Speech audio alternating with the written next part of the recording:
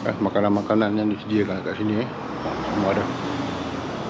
Kenapa tempat ni ditinggalkan macam ni saya pun heran. Di tepi Tasik Biru Kondang berdiri sebuah pavilion yang suatu ketika dulu dipenuhi pengunjung, majlis dan aktiviti hujung minggu. Hari ini suasananya jauh berbeza. Apa sebenarnya yang berlaku pada Anjung di Tasik Biru? Adakah ia sekadar perniagaan yang ditutup atau ada kisah yang lebih besar di sebaliknya?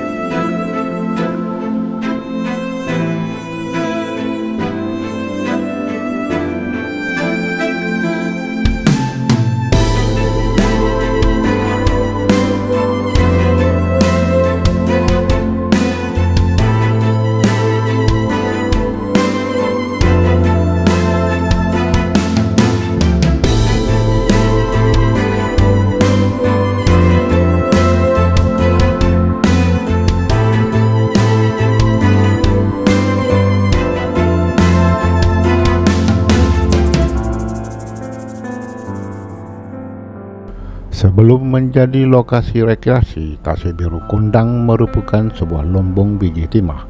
Selepas aktiviti perlombongan dihentikan, kawasan ini dipenuhi air dan membentuk tasik yang luas. Tasik Biru mula menarik perhatian ramai kerana warna airnya yang unik dan pemandangan yang berbeza daripada tasik biasa di Lembah Kelang. Okey, mak kita tengok apa benda yang jadi kat tempat ni tengok kat dalam. Saya suka juga explore tempat macam ni. Ni dia sediakan oleh kerajaan sebenarnya. Anjung di Tasik Biru nama dia. Dia mungkin nama asal dia lah. Anjung Tasik Biru. Di sinilah Anjung Tasik Biru pernah beroperasi. Restoran dan ruang acara ini menjadi salah satu tarikan utama kawasan Tasik. Ramai datang untuk menikmati pemandangan Tasik sambil menjamu selera. Ada juga majlis perkahwinan, sambutan keluarga dan pelbagai acara komuniti yang pernah berlangsung di sini. Ketika itu, kawasan ini dianggap lokasi santai yang menarik di Kondang.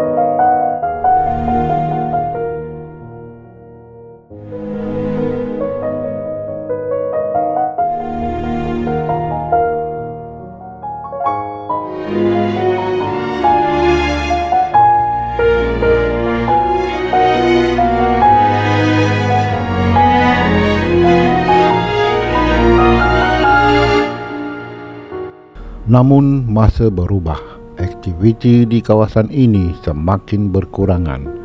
Tiada maklumat rasmi yang jelas mengenai punca penutupan Anjung di Tasik Biru. Tapi hari ini, tempat yang pernah hidup dengan pelbagai aktiviti kelihatan jauh lebih sunyi. Fenomena seperti ini bukan sesuatu yang asing. Banyak lokasi rekreasi mengalami perubahan apabila corak pelancongan dan ekonomi setempat mula berubah. Yang di sebelah atas. Ini yang adaptasi lah dengan pemandangan di pun bagus. Ni dan makan-makan boleh tengok. Sebelah sini Tasik.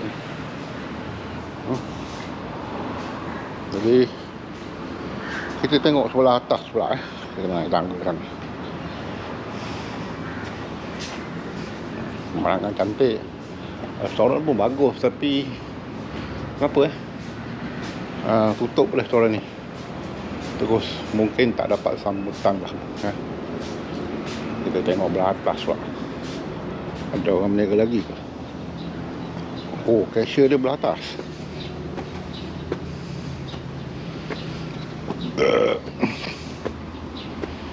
Memang tempat ni fully restoran lah.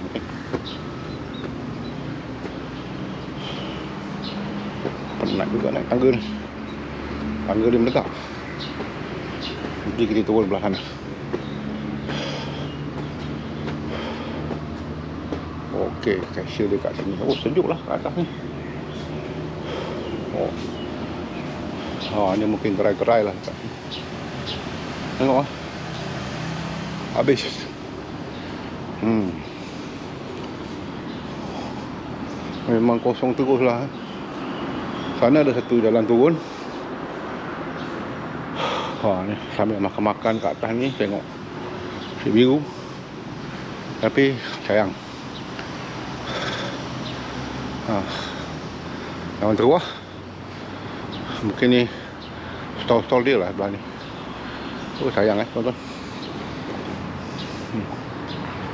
Yang duduk sekarang tikus-tikus lah saya ingat.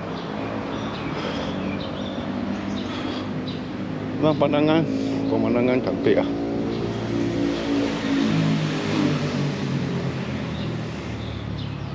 Tapi ya bandar terbiar macam ni ya.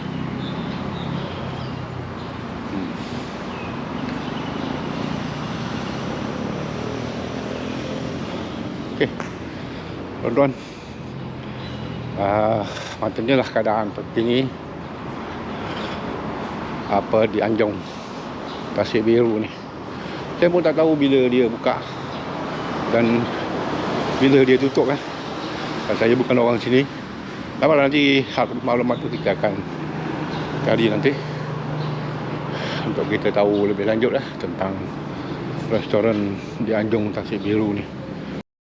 Anjong di Tasik Biru mungkin tidak lagi seperti dulu, tetapi bangunan ini masih menjadi saksi kepada satu era ketika Tasik Biru Kundang berada di puncak popularitinya. Persoalannya, adakah kawasan ini akan kembali meriah suatu hari nanti?